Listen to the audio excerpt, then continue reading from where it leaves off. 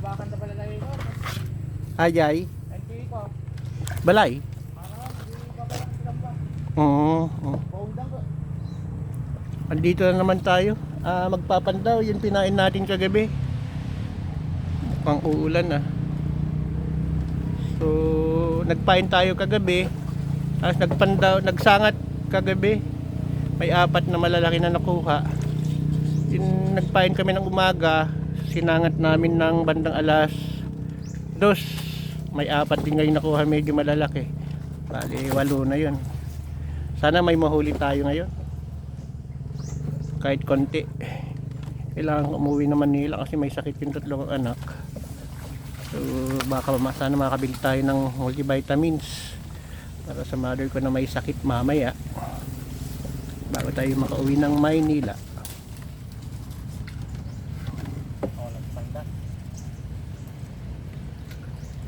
Ayun, unang panda wala.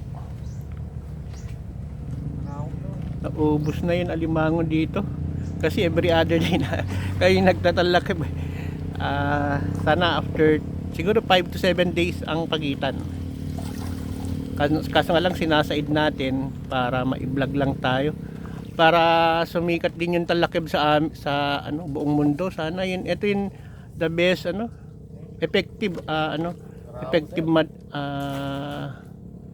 crab trap. Convenient pa siya na gamitin, tapos madali lang makuha ang alimango, madaling magpain, madaling lagay, tapos madali ring magpandaw. So naka-4 na tayo, wala pa rin, 0. Ayaw namin kasi pumunta dyan kasi madaming yung vines na matinik. Pero tingin ko madami dyan sa mga ganito sa mga kanal-kanal. Madaming kanal nito center kanal, lateral kanal pala.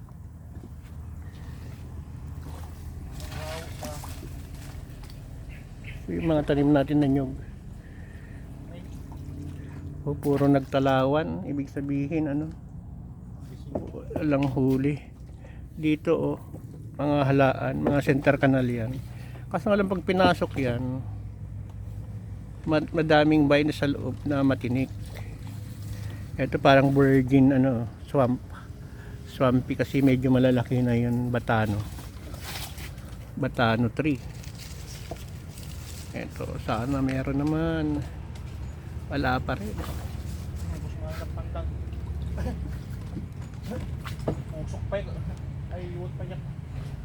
Babaagon na iwat.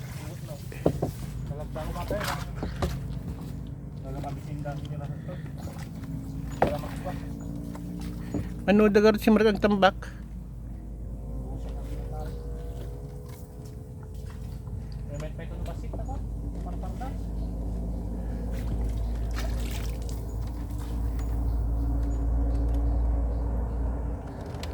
Ano malpas na ito, diwan trabaho na nabigating?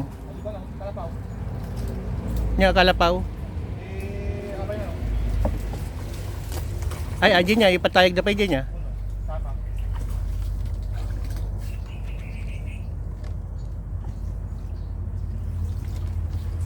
Ayun, hindi kinain pa.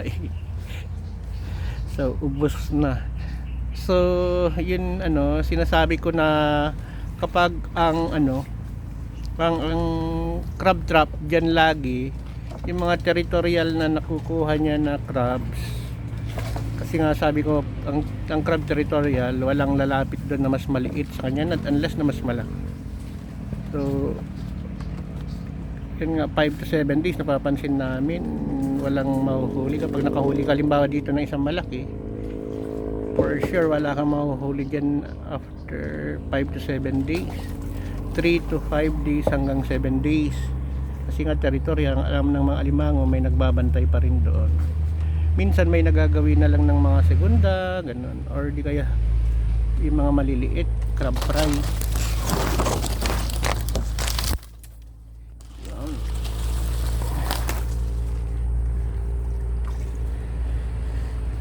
May nahuli ka ba dyan kagabi? Yan sa nilipat natin. Pinaglipatan natin. Eto, wala pa rin. So, next week siguro. Nakita mo paano nila hinuli yung mga ano, fry ng dalag? Masarap ba? Anong luto? Paksiw?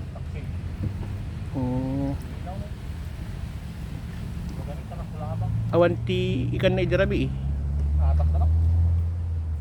Daktil danong gawin niya. Makita na lang sino. Ang ganda. So, yun. Dati ito na. Oh. Malaki. Sandali lang. Sandali lang ano.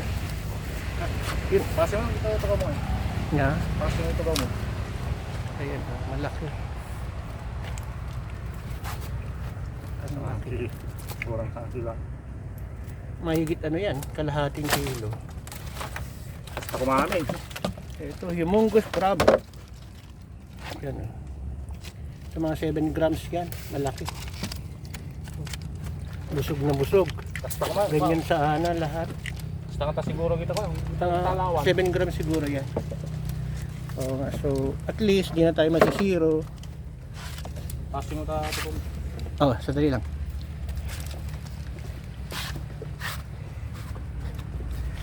Itong dancing boot natin, magaling magsayaw. Kaya tinawag na dancing boot. Tara. Ang pain namin yun, matibay na pain. Ibig sabihin na matibay na pain. Kasi kapag maliliit na alimango, sandali lang yung pain mo kapag hindi, hindi matibay.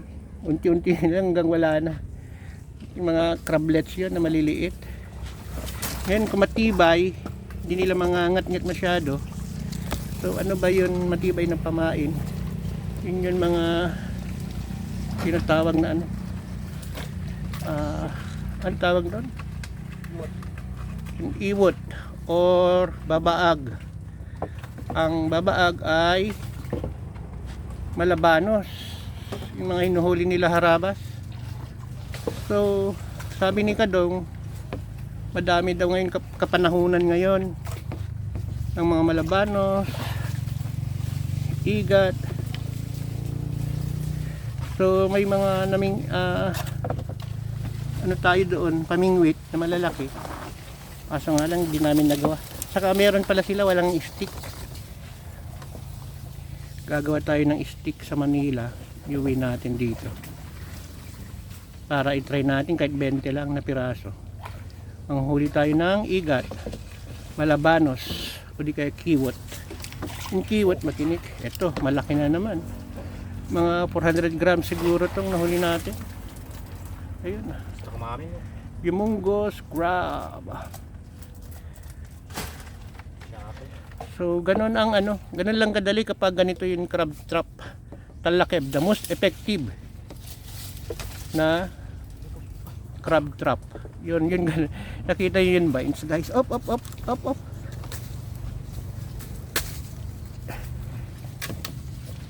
Nakita niyo yan, yung vines na yan.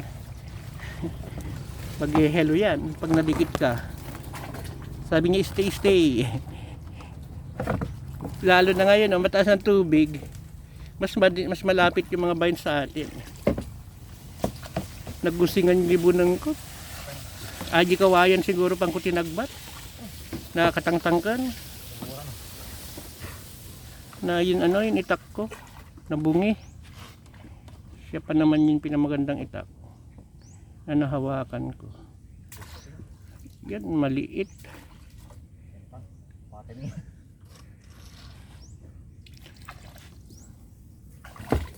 Inasama pa naman natin dito kasi ang dami tayong nakuha dyan, di ba? Yun sana yung mga kanal na ganon, yun ang papasukin namin.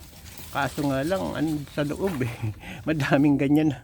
Yung hello vines. Parang lang yun, Alexis vines. Andiyan na naman, oo. Sana meron.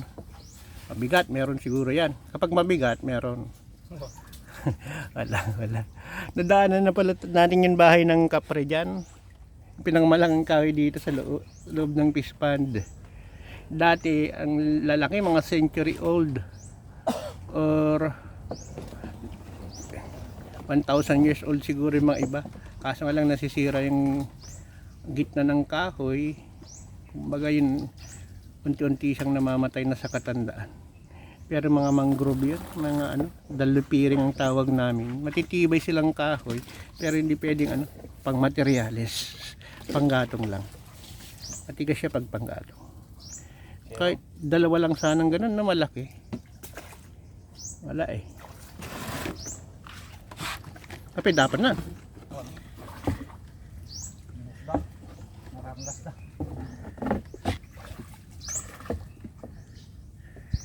So, ganun po ang buhay. Pag walang huli, walang pera. Pag walang pera, hindi masaya. Pag hindi masaya,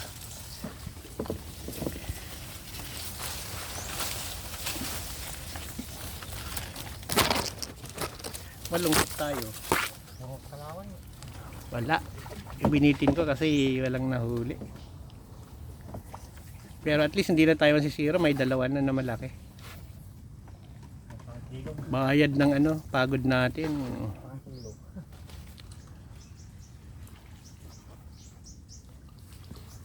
Mangalaka. No. Kalawan. Ang tibay pa naman ng pamain namin. Yung pamain namin ar-aro eh.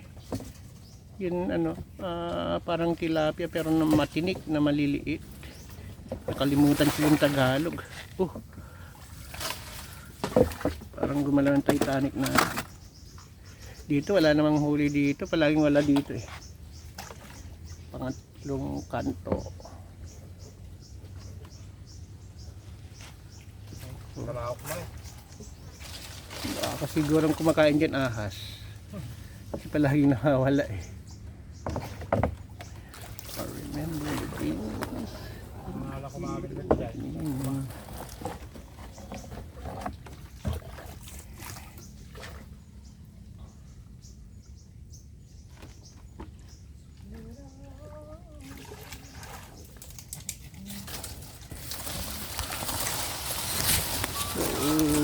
Wala tayong views sa crab hunting. Pero inuulit-ulit ko kasi para lang ma-promote yung talakib, hindi yung bobo trap. Kasi ito yung most convenient, most effective na crab trap. Sa tingin ko sa buo sa lahat ng crab trap. Hindi masyadong napipicture. So ipipicture natin paulit-ulit para sa buong mundo makikita nila. So dito lang po sa Bugay, Cagayan, Talakib style.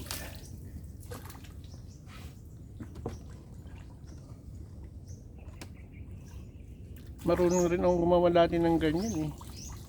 Tinuruan ako. Pinatay.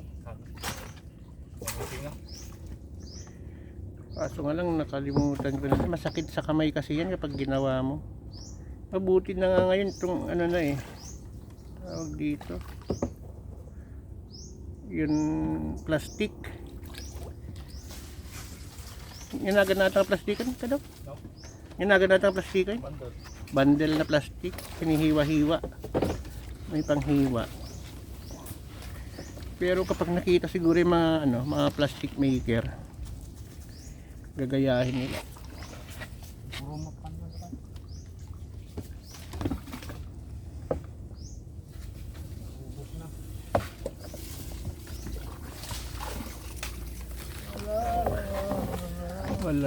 Wala nang laman yung pispan na twice a week kaya kaming 3 times a week kaya kaming nagtatalakib dito, kaya naubos na. Pero sa gitna hindi namin mapasok. So aside sa amin, may mga pumapasok pa sigurong iba. Minsan madalas pang ninanakaw, niraransak. Nangunguha ng halaan, nagtatalakib, Ganun. Mahawit lang, nirata.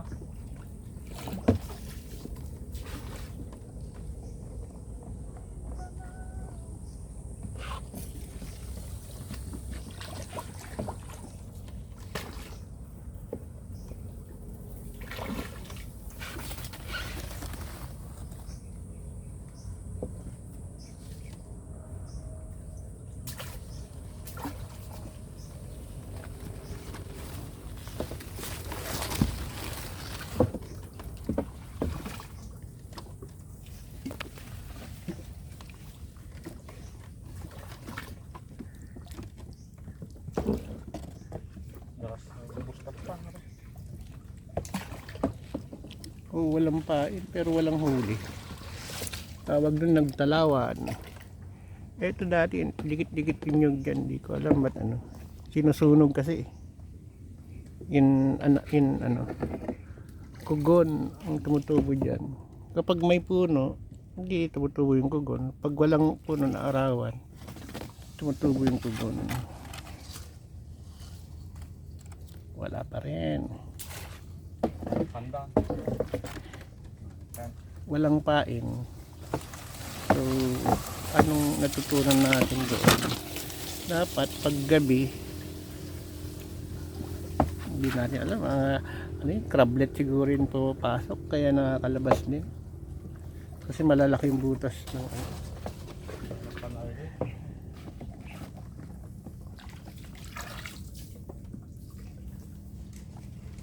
mga nipa. Nipa fruit hunting. Ako yung pine nut dito eh. Naubusan na. So wala na? Doon banda wala na rin?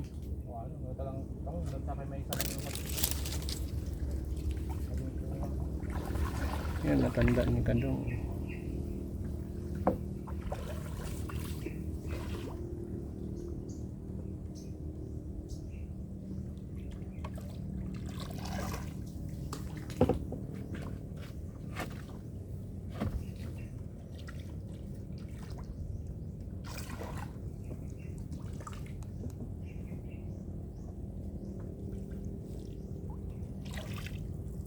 Tingnan mo yan. Maliit, malaki.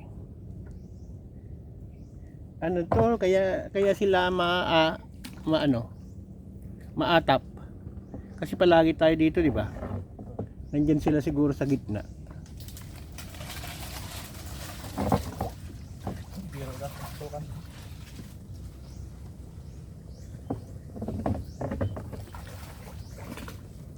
Lalo na mataas ang tubig ngayon, di gustong-gusto na may mesta sila sa gitna.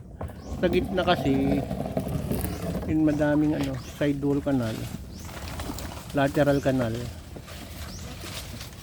Andun naglalaro-laro siguro sila yung mga isda natin dito. Ang dami kasing talakitok na malalaki,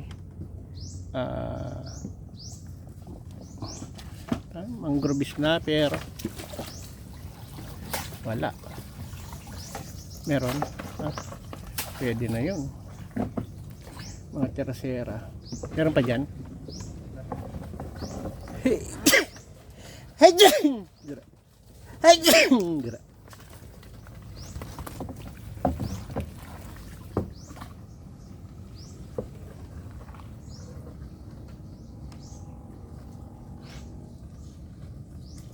Tingin sa tabi mo.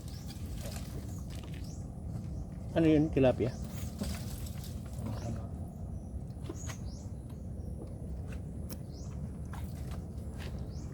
Kapag walang apat niya, tinataas mo. Para may nakataas yung talaki, hindi nakadikit sa lupa. May isa pa hinahanap natin.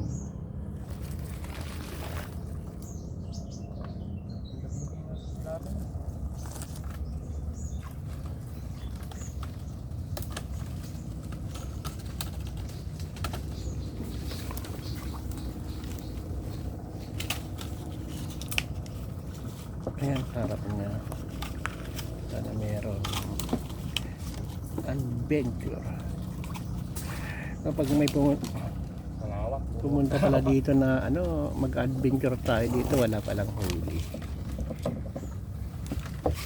Hindi naman siguro. Pupunta tayo sa gitna pag ganun. Pero after 1 week yan, meron na naman yan. Kasi nasa harap, lalo na nasa tabing ilog tayo, madaming pumapasok na crablet, maliliit, yung mga pakpaklangaw. Parang breeding, ang Dugay Lagoon kasi breeding ground ng ano, ng crablet, ng mga crablet. Breeding ground ng crab. Kasi madaming swampy, madaming bakawan, nipa, ganun.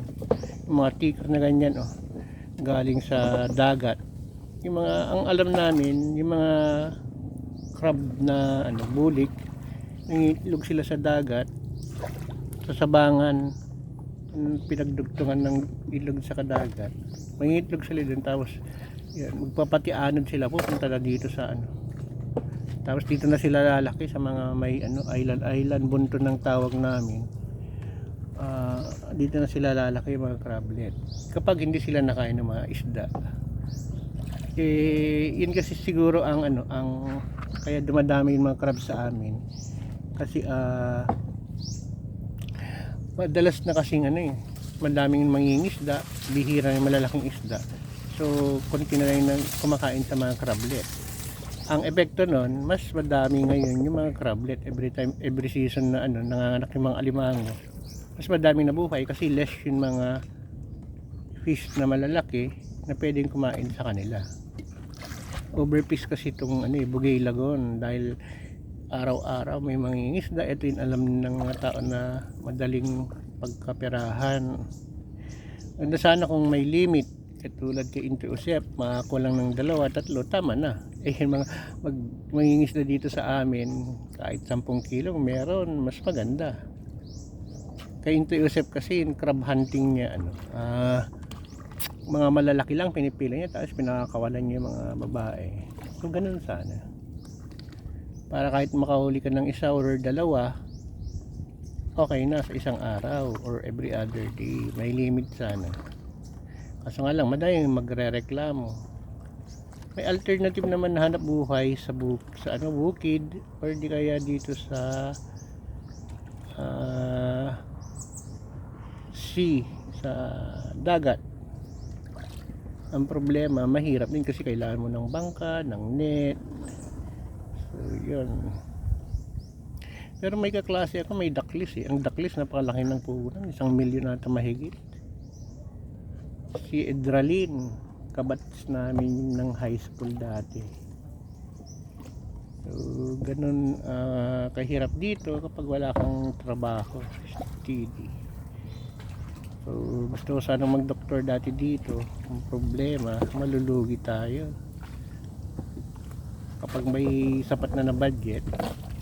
Yun, kaya ako nag-vlog kasi kapag dumami yung subscriber natin, tapos okay yung sahod natin, yun, pwede na akong mag-doktor dito. Kahit libre na yung magdo-doktor dito, basta may sahod na sana sa YouTube.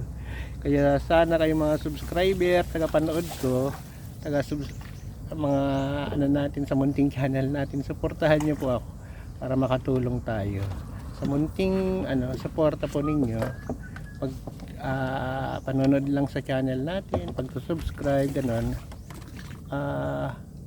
magkaroon ng paraan para magkaroon tayo ng budget. Pwede lang tayo mag-start dito ng pagdodoktor. Madami tayo matutulungan kasi mahirap ang tao, madaming gamot na wala, madaming nangangailangan, pero wala, nagtyaga silang pumupunta sa Apari or Tuguegarao pa. 1 hour ang biyahe hanggang Apari, sa Tuguegarao naman 2 hours, more than 2 hours. So ganun kawawa yung mga tao dito, nagtyaga sila ng albularyo. So ayun, natapos din yung isang pasadahan. Kung magalinibot natin yun, 4 hectares na nasa tayo gilid lang ng pilapil dumaan. So may 3 lang ata tayong nahuling alimango, paubos na yung laman, pero hindi natin napapasok yung gitna ng palisdaan natin dyan, yung madaming bakawan kasi nga ano, madaming matinik na ano, vines dyan. So dito tayo, patapos na. Yung nagtatanim lang ako ng kawayan, yung tatanim lang, may tatanim ko lang yun, pauwi na tayo. Yan ba yung tali niya ka daw? So hanggang dito na lang po, bye bye po.